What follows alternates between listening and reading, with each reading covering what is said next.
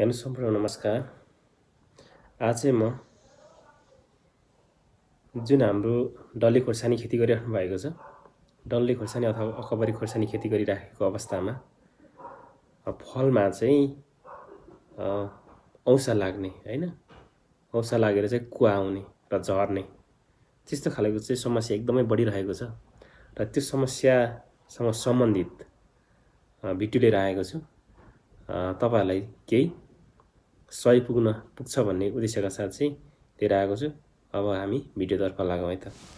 जब हाम्रो चाहिँ खोर्सानी चिचिलो अवस्था हुन्छ त्यो अवस्थामा चाहिँ पोथी झिँगाले चाहिँ फूल पादिने काम गर्छन् र उक्त फूलबाट चाहिँ केही समय पछाडि चाहिँ यस्ता किसिमको चाहिँ औसाहरू निस्किन्छन्।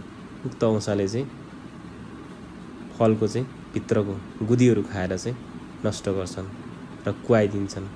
दिन बढ्दै गएको अवस्था छ। त्यसपछि आउँछ अर्को अवस्था अचल अवस्था।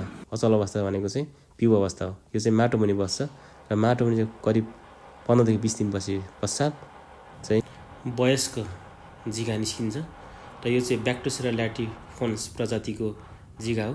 अहिलेको अध्ययनसम्ममा चाहिँ डल्ले खोर्सानीमा चाहिँ ब्याक्टोसेरा ल्याटिफोन्स प्रजातिको झिँगाले चाहिँ नोक्सान गरेको पाइएको छ। र यहाँ तपाईले देख्न सक्नुहुन्छ हाम्रो पिउपाको चाहिँ खोलहरू अवशेषहरू जुन चाहिँ एडल्ट भएर निस्किसकेपछि त्यतिकै रहेको अवस्था, खाली अवस्था। र यहाँ देख्न सक्नुहुन्छ तपाईहरुले चाहिँ यो ब्याक्टोसेरा ल्याटिफोन्सको चाहिँ माउ कस्तो हुन्छ त यहाँले नि देख्न सक्नुहुन्छ भाइरलमा नि। र चाहिँ तपाईहरुले यहाँ फोटो ठुलो बनाएर पनि राखेको छु। यस्तो खालको किसिमको चाहिँ ब्याक्टोसेरा ल्याटिफोन्सको चाहिँ माउ हुन्छ।